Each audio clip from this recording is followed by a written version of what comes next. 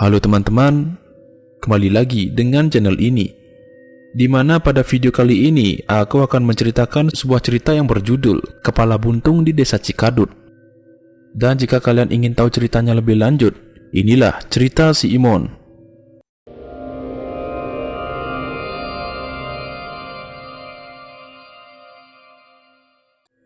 Ini adalah cerita menyeramkan di masa kecilku dulu, saat aku tinggal di daerah Cikadut, Cimenyan, Bandung.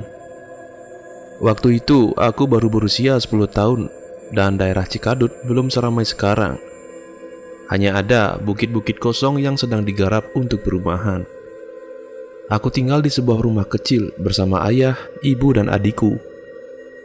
Hanya saja ayah jarang pulang ke rumah, karena beliau waktu itu masih bekerja di PT Pelni.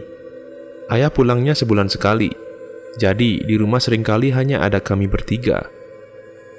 Di belakang rumahku ada hamparan sawah dan rumah-rumah lainnya yang jaraknya cukup berjauhan. Halaman rumah kami pun masih berupa lahan-lahan kosong yang dipenuhi belukar dan pohon pisang. Makanya hampir setiap sore kami suka menaburkan garam untuk mencegah ular sawah masuk ke rumah.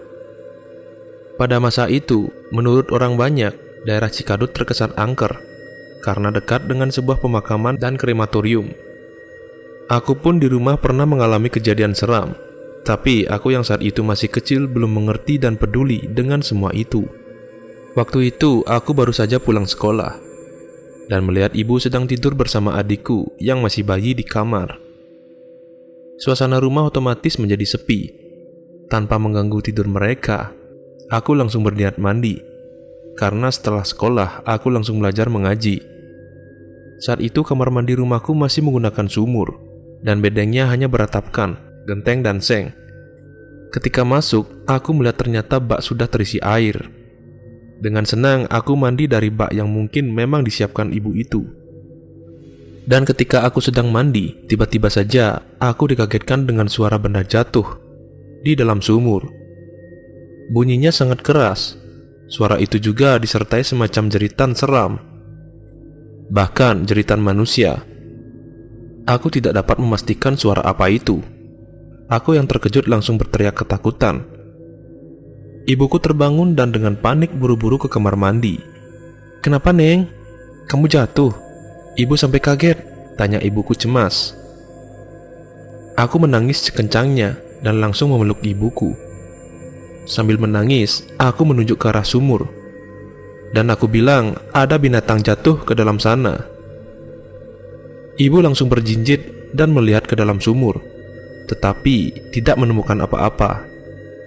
Setelah menenangkan diri dan meringankan badan, tiba-tiba para tetangga berdatangan di rumahku.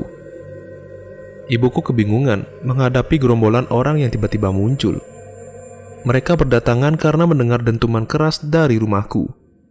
Sambil menenangkan warga, ibu bilang bahwa ada genteng yang jatuh ke dalam sumur. Padahal jika pikir menggunakan logika, mana mungkin genteng jatuh bunyinya sampai menghebohkan warga satu RT. Singkat cerita, siang itu aku tetap pergi mengaji dan baru pulang setelah azhar. Malamnya adikku sudah tertidur pulas. Ketika aku sedang mengerjakan PR bersama ibu, dalam keheningan malam, terdengar suara gaduh seperti suara yang tadi siang kami dengar dari arah kamar mandi. Aku berpandangan dengan ibu, lalu ibu bangkit dari tempat duduknya dan langsung menuju kamar mandi. Perlahan aku melihat ibu mengintip dari balik pintu kayu kamar mandi. Tiba-tiba dia menutup pintu kamar mandi dengan cepat dan berdiri dengan wajah yang pucat. Ibu menghampiriku sambil mengelus dada dan juga mengucapkan istighfar berkali-kali. Saat aku tanya ada apa, ibu hanya diam dan menyuruhku masuk ke kamar.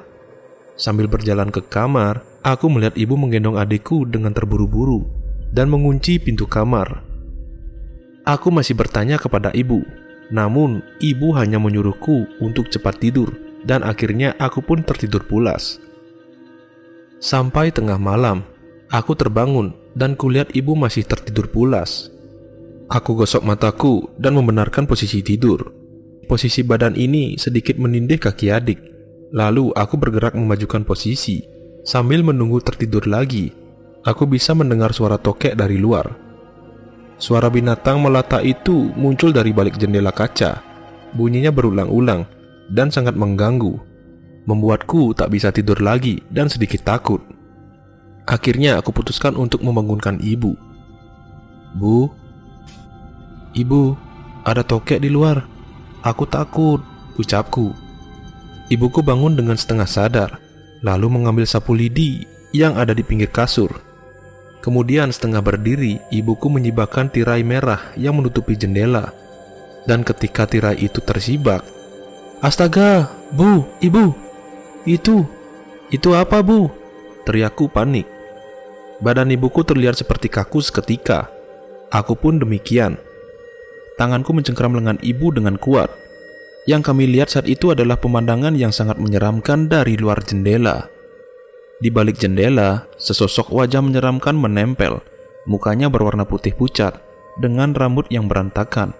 Mulutnya lebar dan lidahnya menjulur seperti ular. Matanya besar dan wajah itu mengeluarkan suara menyeramkan, seperti suara binatang yang sering kami dengar sebelumnya. Seperti suara tokek, tapi lebih keras dan seram. Kami dapat melihat kepala itu bergoyang, melengok ke kanan dan ke kiri sambil mengeluarkan suara aneh itu. Kepala itu perlahan bergerak, hingga ternyata wajah tersebut hanya sebuah kepala yang melayang-layang. Karena ketakutan aku menangis sambil memeluk ibu, dan ibu segera menutup jendela kamar, sekaligus menutup badan kami semua dengan selimut. Dalam gelap, aku lihat ibu menitikkan air matanya. Aku yakin saat itu dia pasti sangat ketakutan.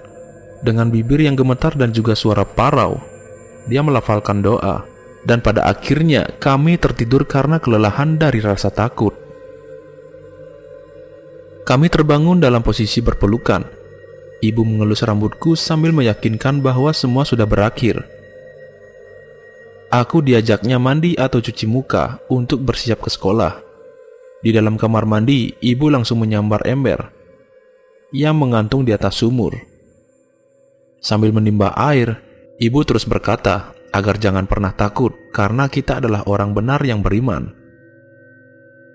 Aku yang menangis lagi karena teringat kejadian semalam sepertinya membuat ibu sedikit kesal.